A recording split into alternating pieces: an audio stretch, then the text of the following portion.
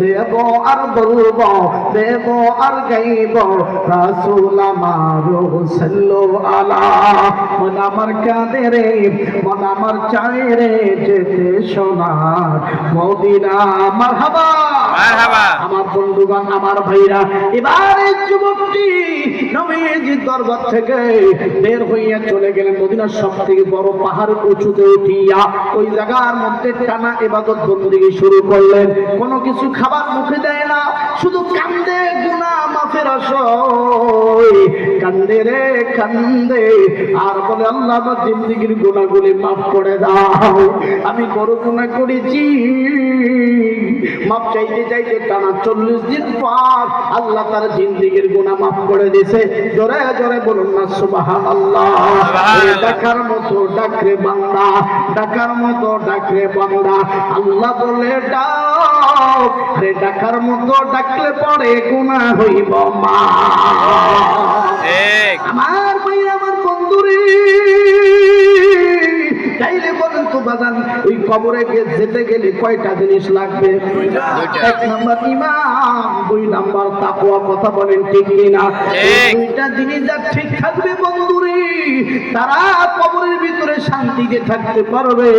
আর যাদের এই দুইটা জিনিসের মধ্যে ভেজাল থাকবে, তাদের কবর জান্নাত হবে না, বরং জাহান্নামের কারখানা। কথা বলেন ঠিক না বেঠিক? আমার বন্ধুগণ বলেন তো, এটা হচ্ছে একটু আফিনা পানি। কথা বলেন ঠিক কিনা? এই পানিটার মধ্যে যদি ছোট্ট বাচ্চারা একটু প্রসাব দেয়, এই পানিটা কে কে খাবেন? হাত তুলে দেখান। কেউ খাবেন না? তাহলে এই পানিটা যদি আমি আপনি ছোট্ট বাচ্চার পায়খানা থাকার কারণে, প্রসাব থাকার কারণে আমি আপনি যদি কেউ না খাই, তাইলে বলেন বাজান, আমি আপনি সুদও খাইলাম, ঘুষও খাইলাম, জেনাও করলাম, ব্যভিচার করলাম, জমিনের সোজাইটা কাটিয়া কোদাল দিয়ে কাটি একটু বাঁকা করলাম, আবার দুধের মধ্যে পানি মিশাইলাম, খাদ্যের মধ্যে ফরমালিন মিশাইলাম, তাইলে আমি আপনি এত কিছু করার পরেও যদি মসজিদে গিয়ে সেজদা দিয়ে কপাল ক্ষয় করে ফেলি, তাইলে বলেন তো বাজান, যেই লোকটা ঈমান আনার পরে এত কিছু খারাপ কাজের সাথে লিপ্ত আছে, তাইলে এই বোতলটার পানি ফ্রেশ হওয়া সত্ত্বেও যদি ছোট্ট বাচ্চার প্রসাব মিলিত হয়, আপনি আমি যেমন খাবো না, সেই মানুষটা ঈমানের লেবাস করে খারাপ কাজের সাথে সম্পৃক্ত, তার ইবাদত আল্লাহর কাছে অ্যাকসেপ্ট হবে না। কথা বলেন ঠিক কিনা? আর যারা বলেন ঠিক কিনা? আজকে আল্লাহ পাক বলছেন, ও নারীরা তোমরা পর্দা করো। কোরআনের ভিতরে আল্লাহ বলছে, অকরনা ফি বুয়ুতিকুন্না ওয়ালা তাবাররুজনা তাবাররুজাল জাহিলিয়াতিল উলা।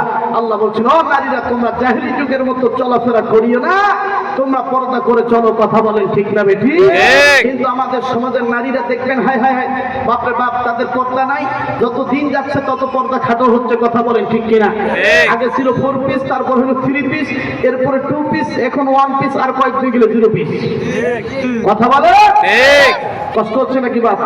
বর্তমান যুগের মহিলারা পরেছে বাসন্তী শাড়ি, নিজেকে ভাবে ডানা কাটা পরি, হাতের দিকে তাকালে মোটা মোটা ঘড়ি, পায়ের দিকে তাকালে মোটা মোটা নূপুর, কানের দিকে তাকালে মোটা মোটা দুল, পায়ের তলায় 26.5 ইঞ্চি হিল, মুখের দিকে তাকালে করে খিলখিল, হাঁটলে শব্দ হয় চটাং চটাং, ফিট লেগে পড়ে গেলে হইয়া যায় সিটপাটা।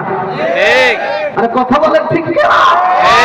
ইসলাম নারীদেরকে বললেন পর্দা করো, আর এই নারীরা পর্দা করে না। কথা বলেন ঠিক না বেঠিক? আমার ভাইরা স্বামীর কাছে দেখবেন সুন্দর শাড়ি পরে স্বামীর কাছে সাজে না, মেকআপ শেকআপ, আস্কারা মাস্কারা কি জানি এগুলো দেয়। এখন যে লিপস্টিক বের হয়েছে, এটার নাম নাকি ওয়াটার প্রুফ লিপস্টিক, পানি দিলে উঠে না। কথা বলেন ঠিক কিনা? আরো জোরে বলে। স্বামীর কাছে সেরা শাড়ি পরে, সেরা কাপড় পরে যায়, সেরা কাপড়।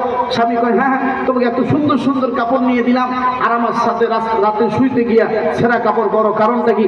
তখন দেখবেন বিবিরা কয়, তুমি তো আমাকে ভালো কাপড় দাও নাই, তুমি সবসময় আমাকে সেরা কাপড় কিনে দিছো। কথা বলে ঠিক কিনা? যখন এই ভালো কাপড় কিনে দিবেন, দেখবেন আপনার সাথে, আপনার কাছে পরবে না। ওই বান্ধবীর বিয়েতে যাচ্ছে, ওই বন্ধুর বিয়েতে নতুন নতুন কাপড় পরে যাচ্ছে। কথা বলেন ঠিক না ঠিক? আরো জোরে বলে। স্বামীর সাথে মিষ্টি মিষ্টি কথা নাই, কথার মধ্যে রস নাই। আর দেখবেন গার্মেন্টসের দোকানে যখন কাপড় কিনতে গেছে, হ্যাঁ হ্যাঁ, মনে হচ্ছে মুখ দিয়ে মুক্তা ধরতেছে, ভাইয়া ভাইয়া আমাকে একটা সুন্দর 3 পিস দেখা। আরে কথা বলেন ঠিক না বেটা? মা বোনেরা, হেমায়তপুরের মা বোনেরা, উত্তরবঙ্গের মা বোনেরা, অনেক জেলার মা বোনেরা আছেন, বিশ্বাস করেন আপনার মুখের মিষ্টি মিষ্টি কথা একমাত্র উপহার পাবে আপনার স্বামী। কথা বলেন ঠিক কিনা? আরো জোরে বলে। আসেন মা বোনেরা যারা আসছেন, মা গো আপনাদের উদ্দেশ্যে একটা ছোট্ট বয়ান দিয়ে যাই। এরে হেমায়তপুরের মা, খবরদার চুল ছেড়ে দিয়ে চলাফেরা করবা না। মা, যেই চুল আল্লাহ তোমাদেরকে সম্মানের সাথে দিয়েছে, এই চুল ছেড়ে দিয়ে চলাফেরা করবা না। মা গো, এই হাতের চামড়া পর পুরুষকে দেখাবেন না। এই গান, এই চোখ, এই ঠোঁট কোন পর পুরুষকে দেখানো যাবে না। এই জন্য বর্তমান যুগের নারীদের নাম আমি রেখে দিয়েছি, এরাই তো এদেশের ডিজিটাল ডিজিটাল ডিজিটাল।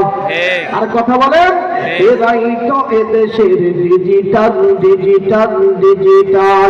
হাতে দেখেছি, পা দেখেছি, হাতে দেখেছি, পা দেখেছি, ঢাকেনি তারা শুধু মুখ আর গাল।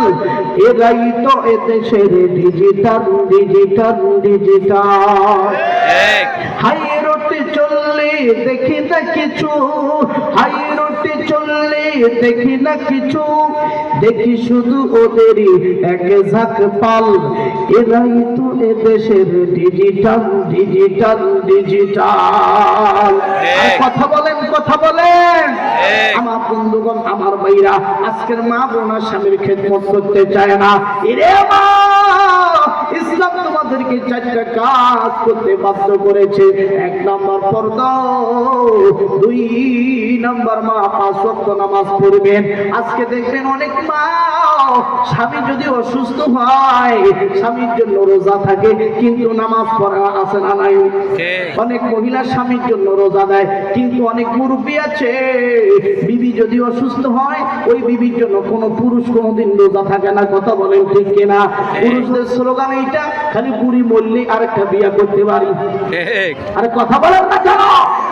স্বামী স্ত্রীর মধ্যে যদি মিল মহব্বত বাড়াইতে চান, আল্লাহ রাসূলের একটা সুন্নাত মেনে নেন, সেটা হচ্ছে বাড়িতে গিয়ে সালাম দিবেন। যদি সালাম দেন বিবিকে, তাহলে স্বামী স্ত্রীর মধ্যে মিল মহব্বত তৈরি করে দিবেন কে? আল্লাহ। আরো জোরে বলে আল্লাহ। আজকে আমরা তো সহি শুদ্ধ করে সালামটা পর্যন্ত দিতে পারি না। যে নেতা যত বড় হয় তার সালাম তত খাটো হয়। আসসালামু আলাইকুম, আসসালামু আলাইকুম, কথা বলে না।